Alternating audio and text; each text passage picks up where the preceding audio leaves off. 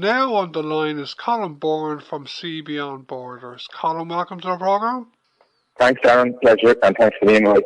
Alright, Colm, before we talk about the impact COVID has had on your work in SeeBeyondBorders, can you tell me more about who SeeBeyondBorders are and your work for them in general, please? Sure.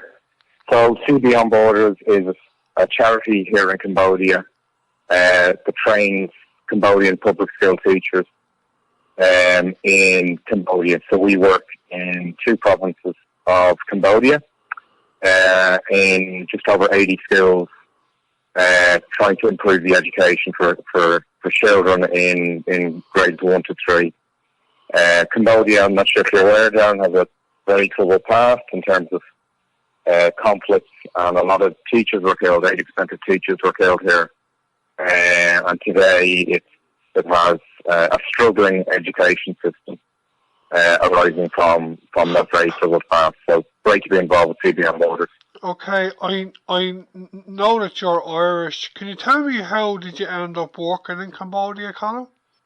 Sure. Yeah. So I'm Irish, as you say. I'm also a teacher, and I've lived here for 6 years. And initially, when I came to Cambodia, I was involved in teaching students and children directly myself, which was very rewarding and meaningful. But I heard about an opportunity in SeeBeyondBorders through a friend of mine, and obviously we're focused on training teachers. So the opportunity to work with teachers to create impact at a bit more scale was really something that, appealed to me. So yeah, working for SeeBeyondBorders has been very fulfilling and very rewarding. Okay, do you want to just maybe tell our listeners a bit about the troubled past Cambodia has had? Sure, yeah. So, like our own island, Ireland, Cambodia has a very troubled recent past in terms of it had the Khmer Rouge here.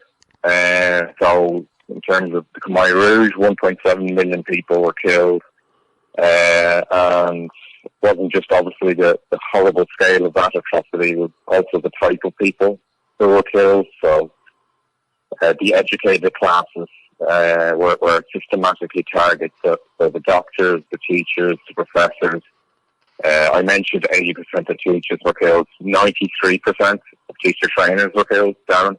Cool. So today, Cambodia has one of the most struggling education systems in the world. Ourselves, Senegal and Zambia would perform very, very poorly in terms of international standards. And there's various, consequences of that horrible history that manifests itself in Cambodia today. Okay, and now we have COVID as well. We'll come back in a few minutes to talk more about Cambodia today. You have an Irish section now of SeeBeyondBorders, don't you? Absolutely, and very proud to.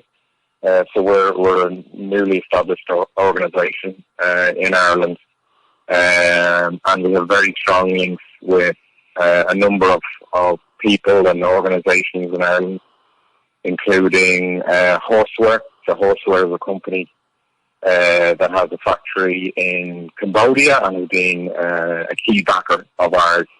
It's a company based in Dundalk, headed by Tom McGuinness. We also get support from the Irish government through Irish Aid, and from the Irish National Teachers Organisation, and from Electric Aid, which is a company working from the ESB and Electricity Northern Ireland. So, yeah, very fortunate to receive support from Ireland, and our links there are absolutely growing and a key part of our hopes for the future, to be honest. And you're the CEO of the Irish section, aren't you? I absolutely am, yes. I'm CEO of SeeBeyondBorders Ireland, and I couple that with, obviously, I live and work here in Cambodia in Siem Reap, which is in the north of Cambodia. And I have, obviously, we have charity in Ireland, but also supporters in England and Australia, which has been key in terms of our founders are an Australian-English couple who set up the organisation. Ed and Kate Shuttleworth, so Ed is an accountant and Kate is a teacher. And they're basically the driving force behind the organisation, and would be a big attraction in terms of people wanting to work for the organisation. And they set high standards, to be honest, but that's one of the absolute appeals, because we don't have a shortage of charities here down. There's no problem on quantity, but there is a bit of a problem on quality. So when you find a charity that's delivering quality here, it's really special, and really special to be involved with Cambodian staff who are ultimately the drivers for change. Okay, so you have a section in Ireland, Australia, and I think it's the UK. Anywhere else? No, in terms of support base, there were predominantly those three countries that were obviously looking in terms of Southeast Asia, Singapore, things like that. But our support base would be primarily from Ireland, UK, and Australia. Okay, cool. Okay, you've already spoke about how challenging it is working in education in Cambodia, and we have COVID now as well. Am I right in saying that COVID is having a huge impact on your work in education in Cambodia also, Colm? Sure, yeah, and it is challenging working in the education sphere. It's also really rewarding, because when you see change and you see real people making a real difference for children, it's so rewarding. And we have actually the Australian ambassador was visiting us today. We've had Irish aides over to visit our work, and when they kind of see learning in action, it's very powerful. In terms of COVID, Darren, it's kind of two stories. One story is 274 cases and no deaths. So that's fantastic in terms of very low case numbers and no deaths, which is brilliant. On the flip side of that, you know, the area I live in, Siem Reap, 60% of our economy would be tourism. It's absolutely devastated by COVID. There's nobody here. The tourism is down 98%. There's visible signs of poverty. My partner works for the hospital here. Malnutrition is very much on the rise. Schools have reopened this week, Darren, so schools have reopened, and class numbers are limited in terms of only half the children are allowed into school. So our hope is that, you know, there's a bit of a danger that dropouts are going to increase, because the average Cambodian child spends under 5 years in school. So they would last to what's that in Ireland, second class, third class. So we want, obviously, to do everything we can to make sure children stay in school, because if they stay in school, they can read and write, and those children are going to have a brighter future. So really our focus is to help teachers, because if we can get teachers to teach children effectively, you know, children can read and write, therefore their life prospects are better. But the teachers themselves aren't supported and trained to do that. It's very difficult, because teachers themselves would have, you know, come from an education system where they would struggle sometimes with very basic concepts around maths and reading and writing. So big challenges, but at the same time, big opportunities. And can you give me an example, like, of the numbers involved? Like, how many teachers would you like to train, and how many are coming through the system? Like, what's the kind of shortage that there is, like, you know? Yeah, so there's 2 million children in Cambodia. We've a really young population here. Half the population are under 22.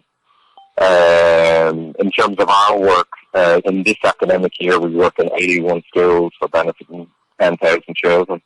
Next year, that will be considerably reduced, because our funding is down substantially.